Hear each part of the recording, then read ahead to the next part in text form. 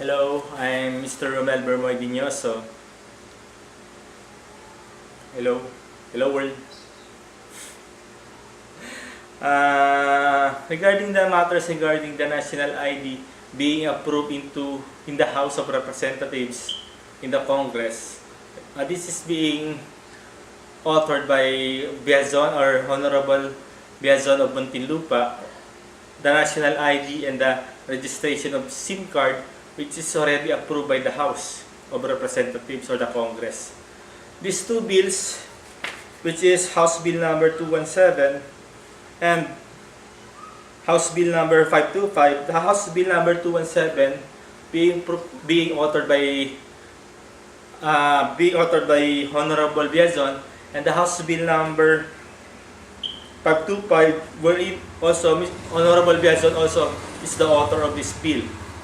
Wherein the House Bill number 217 is the national ID system, and the House Bill number 525 is the registration of SIM card or the subscriber identification module registration. In the House Bill number 217, this is very needed by our nation because in all parts of the globe, we are now in the information technology age wherein we need a national ID. Wherein we must pattern ourselves to what is happening in other nations. We should not be left behind.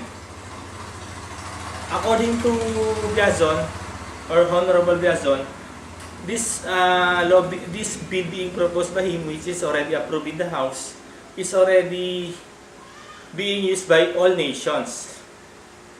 Not all, but almost all nations. But in Asia, I think we lag behind already. We are lagging right now. This national ID system is very needed to reduce crimes or eliminate crimes or eradicate crimes. This national ID system will incorporate all the transactions in any government agencies and private sector. This national ID system, all the SSS, pag-ibig, PhilHealth, tax identification number, driver's license, all of these things will be incorporated to that national ID or to this national ID. Wherein, wherever you go, you will only bring one ID, not all IDs. Imagine or think about it. In SSS ID, you have an ID. GSSIS ID. PhilHealth, another ID. SSS, another ID. TIN, another ID. Voters, another ID. Postal, another ID. These are many IDs being implemented by our government. Is already obsolete in progressive nation. All of these things will be incorporated into that ID. This ID is very much needed because of for convenience of the Filipinos, for the convenience of the Filipinos. Other than this, for security purposes. In other nations, this national ID is being used as an entry point in the immigration. Aside from this national ID is also for security purposes, wherein fingerprints and other biometrics can be incorporated to this national ID.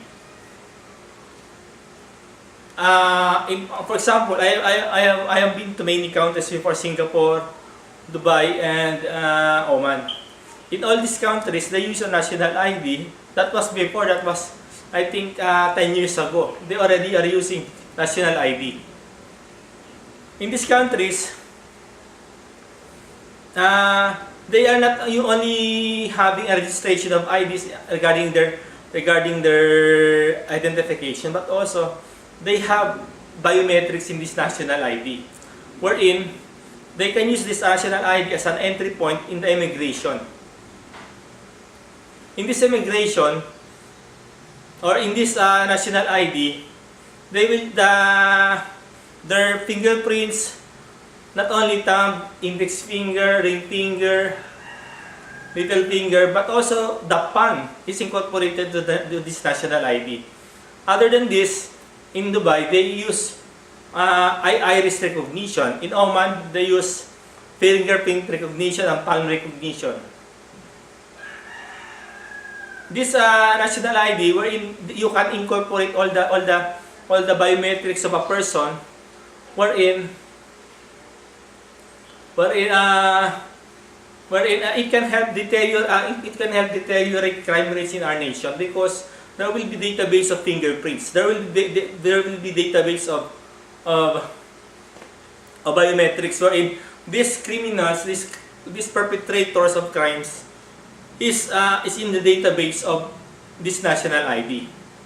This is not very hard to do because we already have a database of fingerprints or biometrics. Like for example, in the National Bureau of Investigation and COMELEC, we can incorporate the fingerprints, the palm prints, or the biometrics of these people in the COMELEC and NBI to this national ID. So that if there are crime being done by per people, there will be fast solution to these crimes. Because, for example, if there will be a scene of the crime operatives, wherein the scene of the crime operatives or PNP will have to find a biometrics of that person regarding fingerprints or DNA or hair, wherein they can match to this national ID. National ID is not is secured because, you know, this for example, SSS number, it is only a number which is indicated into that national ID, but the database is in the server, not on that national ID. Another example is that the ATM machine or the ATM card, like a national ID, wherein the database is not on that national ID, but the database is in the server. Another example is in the immigration. If there will be biometrics of all Filipinos, entry and exit in our nation will be easy, or there will be no tremendous task being done by the immigration. They will be blocked by these machines. They cannot enter Philippines. They can't get out of our nation if they belong to the blacklist in the immigration. And because in Oman, I have been there before, in Dubai, wherein they use biometrics to enter a machine. Before they can enter the country, you will undergo security measures. Like for example, using a national ID to enter immigration, wherein the national ID is inserted into a machine, and then matching that national ID with your biometrics.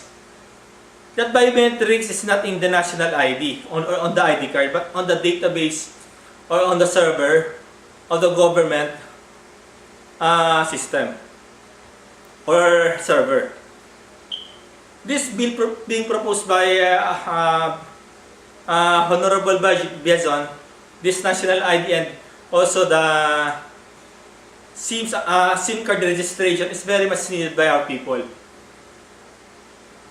Another example of this thing, for example, in the national ID, according to Sir Biazon, is that this national ID can be used as identification of minors. Because minors will not do evil things because they have to present a national ID. For example, in watching cinema or movies, for example, the rate of the movies are 18, and then they are just 15 years old or 16 years old, but they look mature. They will just present an ID so that they can identify themselves as 18 years old and above already. Other than this, if children or people will buy liquor, they can identify themselves as above 18 because of this national ID. Children will no longer anymore have access to liquor because this national ID will be implemented. Before they can buy a liquor, which is liquor, cigarettes, you must be above 18. Okay?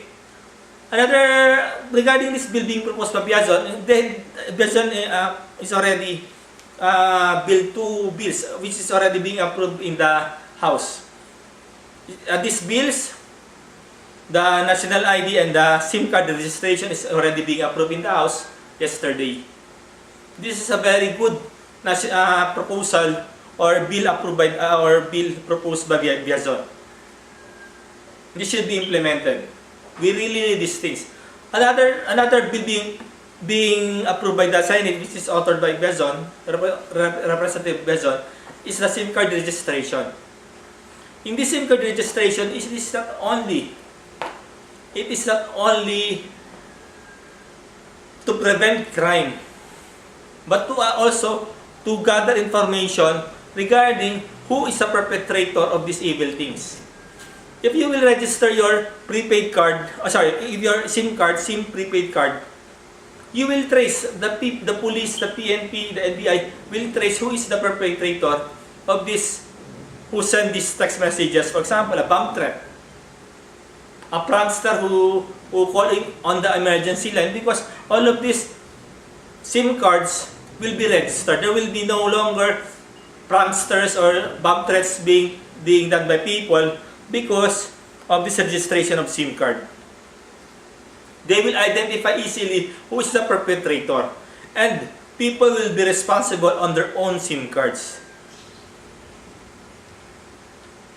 This registration of SIM cards is very much needed also by the Filipinos, because to prevent crimes and to solve crimes. There will no longer be scams being sent in the cell phone. So for example, in previous years, there are many scams being implemented by people who are perpetrators of these crimes.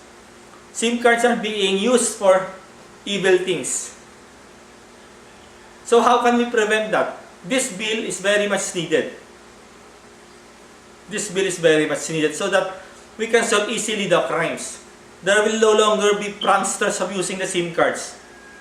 Bomb threats, no longer already, because we can identify easily who is the perpetrator of these crimes, because there is already a database of who is the owner of these SIM cards. We need these things so that we will have a harmonious and peaceful nation. I know there is no perfect solution for this, for the crimes that is happening in our nation. But we can prevent, we can minimize, we can eradicate step by step, ladderize from bottom to top on the solution on how to solve this crime rates in our nation. I know there will be skepticism, there will be skeptics, there will be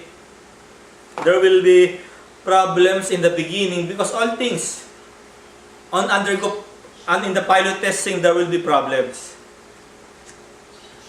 In all the laws, in all the things that is being implemented in the government, there are many problems, like projects. But in the beginning, in the pilot testing, of course there will be problems. But as we go on, those skeptics, those destructive comments will become a constructive comments or productive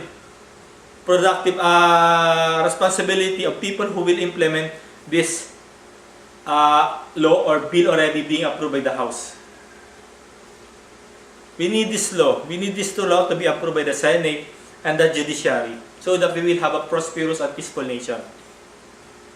I hope I shared information to you, and then more power to Honorable Biazon. More power to you. And to all the Congress, or to Congressman, Congresswoman. Thank you.